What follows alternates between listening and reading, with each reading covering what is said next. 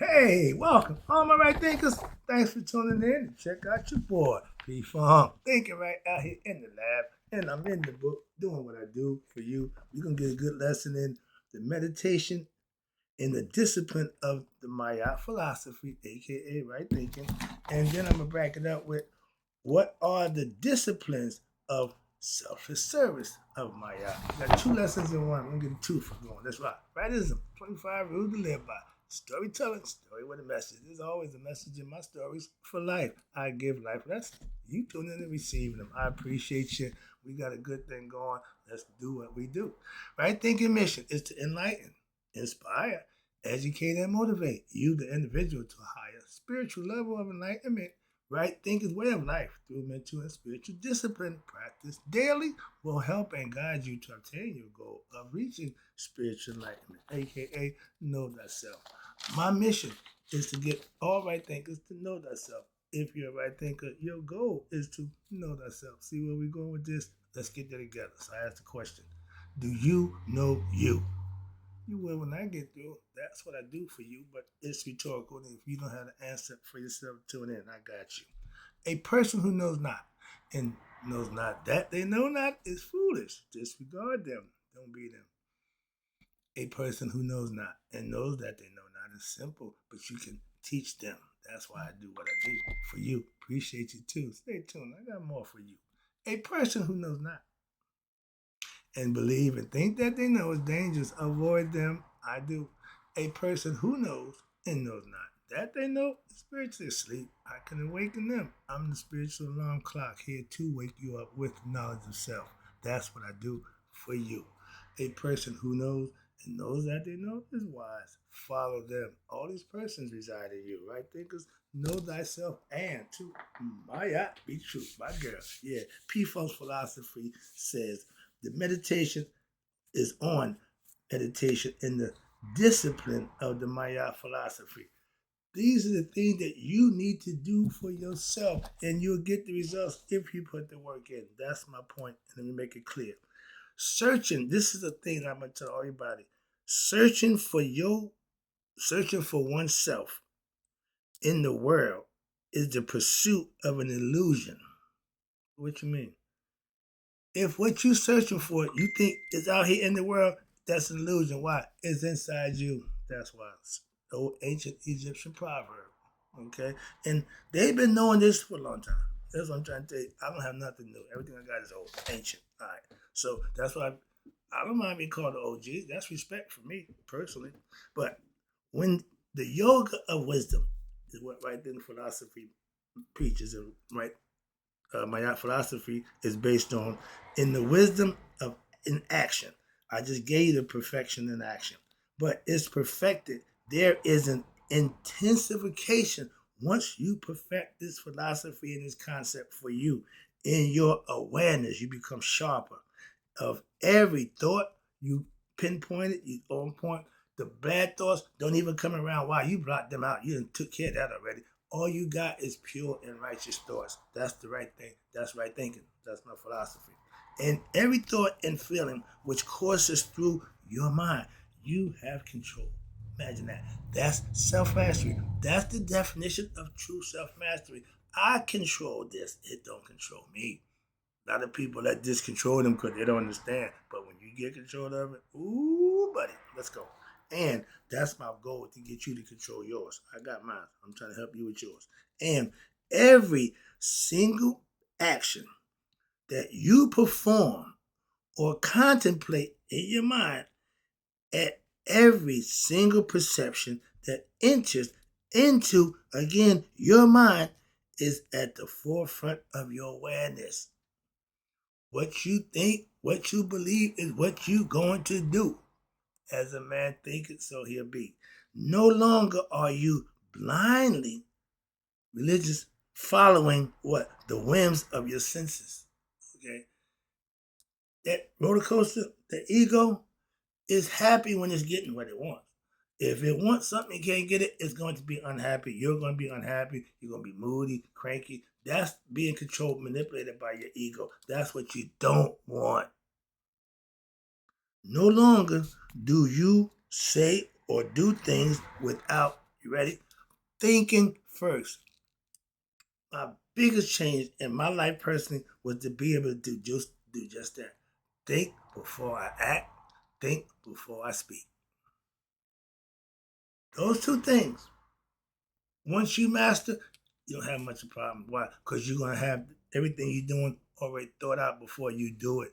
To do things and then think about it, that's not. It may get away. You may get away with it a few times. It might work out, but that's detrimental. That's no. You don't want to do that. You want to think before you act. Think before you speak. No longer, when you do that, then you will no longer be a slave to your what? Your degraded negative thoughts from the ego mind, which controls you if you don't put it in check, and those feelings and emotions of your mind. And no longer do you feel compelled to run after your physical desires of the body. When you become spiritually enlightened, physical things, material things don't hold the same cachet as it did when you was ignorant. And a bunch of ignorant people still love those things. You look at us and man, I remember I was like that. Yeah, you're starting to make them realize. But every individual does that on their own.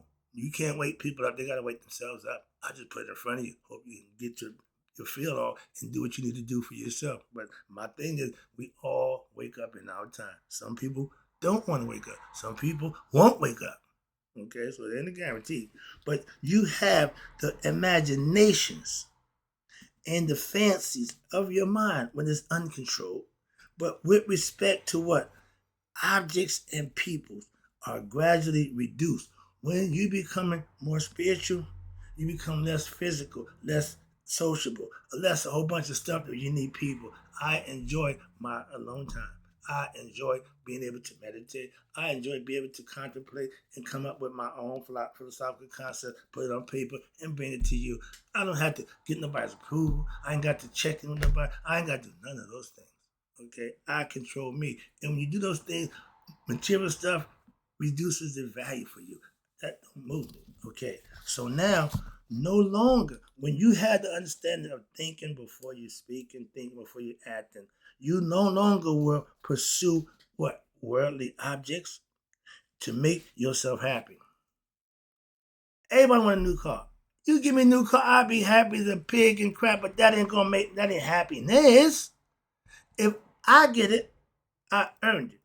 I deserve it. So I'd be good with that. But somebody give you something, that make you happy for the moment. Again, being given stuff, yeah, earning it, getting it your own makes you feel better.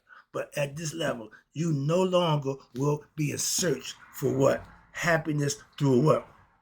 Relationships with another person, with others. And more importantly, you don't need nobody's approval to be your best self. That's the difference. You can walk alone. Not that you have to, but being alone ain't a detriment, ain't a punishment. No, I thought it was, but now I realize, no, my man, you're gonna spend that alone time. You're gonna need that. Trust me, your best time is gonna be spent alone. But at this point, you no longer will you try to what? Fulfill your needs through the world and objects and things of the world or people. That's what I'm trying to tell you. Happiness don't come from the outside world. Everybody been saying that. The book been telling you the whole time is right here again telling you when you get peace of mind within yourself, you reach a level of spiritual enlightenment, knowing yourself. Material stuff don't make you jump through hoops. That's what I'm saying. I see people doing some strange things for a few views. I refuse to do that. No, I'm not doing that. Okay, remember that commercial? What would you do for a Klondike bar? Pretty much anything.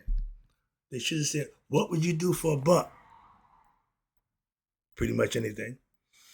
We already know that, but moving on. I digress. All right. But when you get past the physical needs and the physical pleasures of the world making you happy, now you in a different stratosphere with what? Life. Your life. Damn it. Excuse me. When you happy with you, when you happy with the things that you say and do and how you do them, that's all that should matter to you. If you worry about how people see you, what they think about you, what they say about you, you are foolish. That's just foolish. They have the right to think, say, feel whatever it is they want. Give them that right. Don't let it disturb your peace. They didn't give you the peace. They can't take it. What they think and feel shouldn't make you gaslight you or bring you down. Appreciate the views, appreciate the comments, but that ain't what I live for. I tell you, I enjoy being the comments I get for what I do for you. That's what I do it for. It ain't for your money. I ain't ask you for the money. Moving on again. I'm like God and the devil. I'm like Legba. I'm the deal maker. I don't want your money. All right, there you go. But your heart, yeah, will now begin to be able to expand, widen, which goes beyond measure. And now your fulfillment will what? Run over. I just did the lesson, taking my mom and my son out for lunch that I promised for the birthday gift, okay?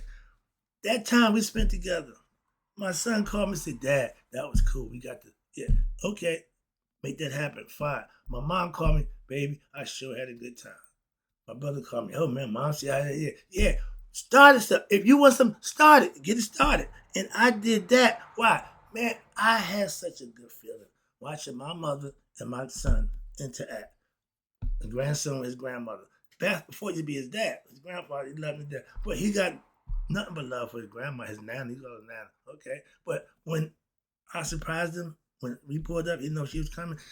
Nana. From that point on, they was two peas in the pod. I just sat back and chilled. We took pictures. I didn't even eat the picture. I took the picture. I didn't even get in the picture. Why? That was for me. That was for me. That's the memory that I have that nobody can. That's my parade that nobody can piss on. Why? I ain't sharing that with nobody.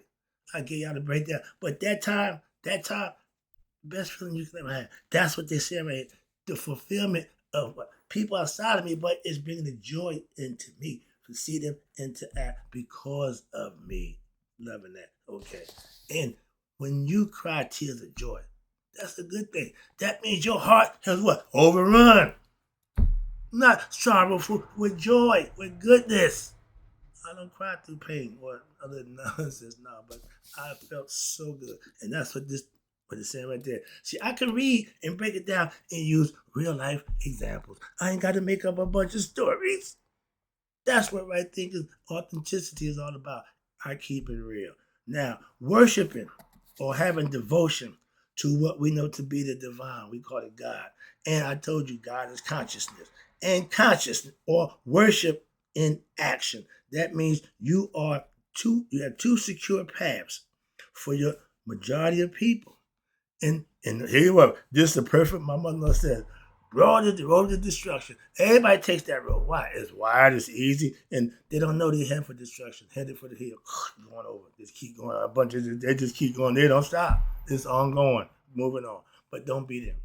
For this reason, the ancient, sages, they enjoy what we call a various number of deities or faces of the divine in various ethical precepts. Now, in order to allow you or the masses of people to be able to try to develop what we call spiritual sensitivity. Be going beyond the physical, going beyond the physical, the visible, going beyond this to the next level up. That's spirit and mental.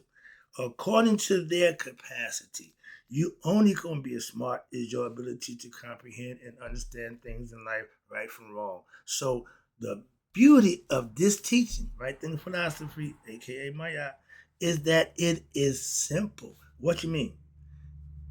No, you can put the work in. You read, you learn, and start putting the work in. You ain't gotta do nothing else. And it's available to everyone. I don't come here and say, well, you can't watch my channel, you can't learn my philosophy. No, it's out there for everybody.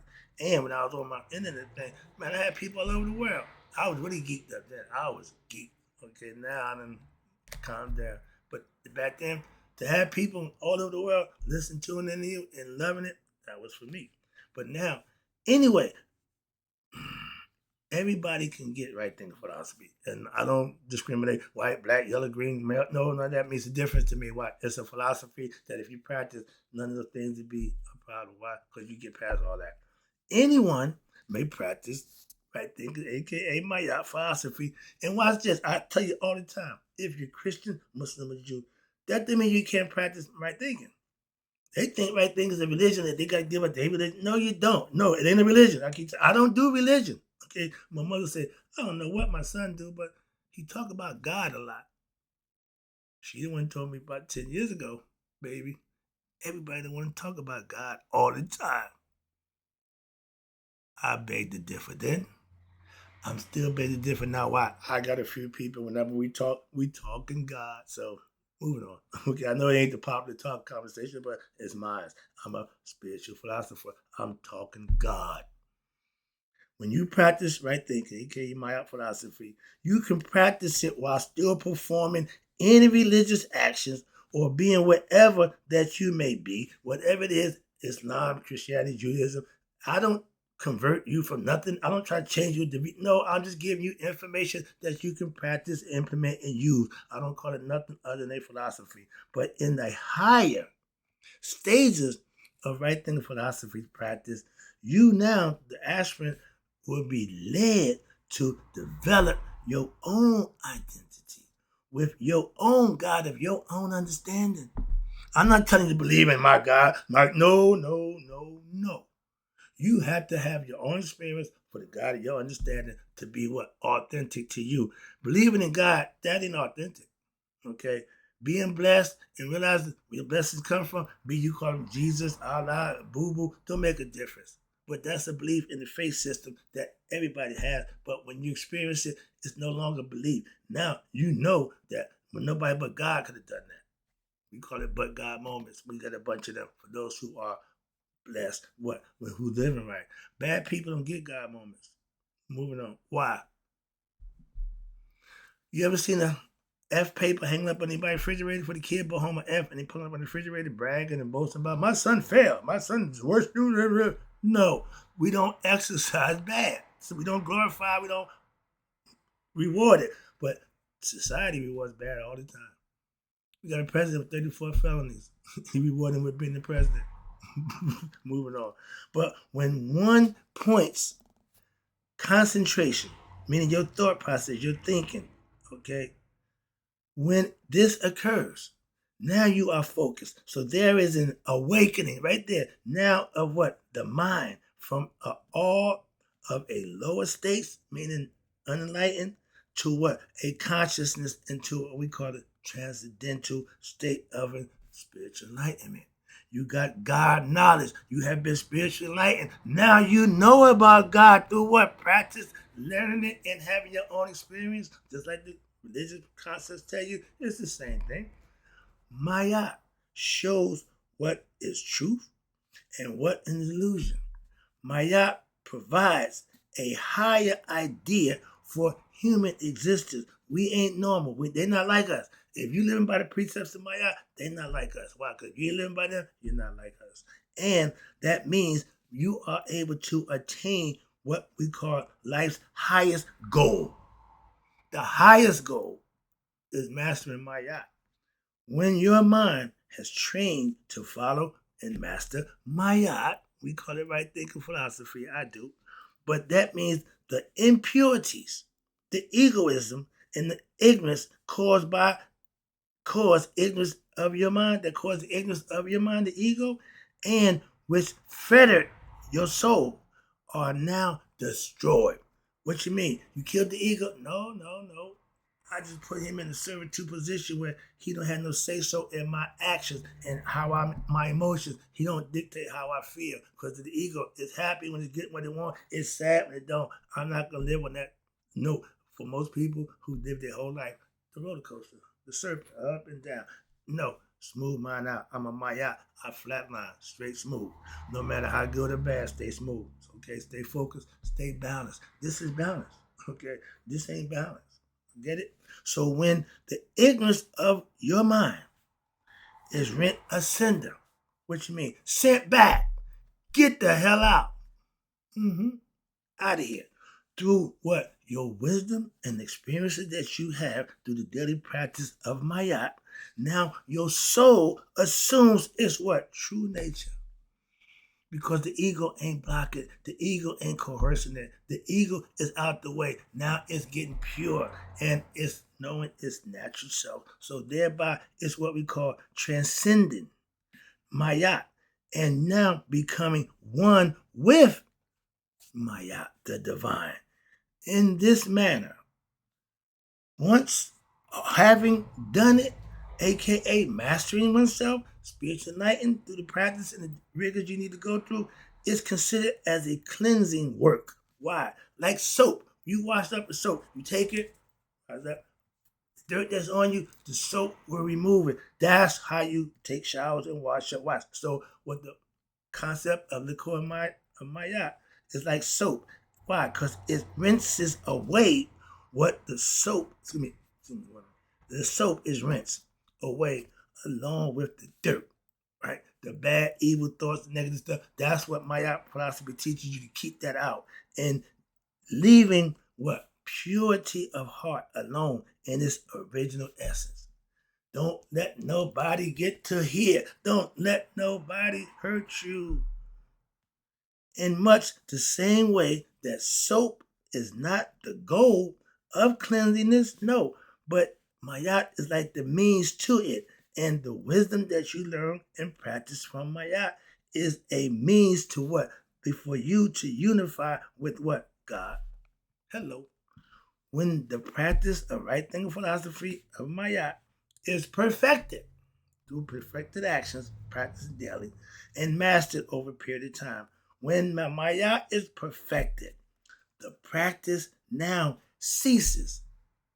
It's no longer practice. It's autopilot now. It's just on running. And watch this. The practice ceases and one becomes one with Mayat.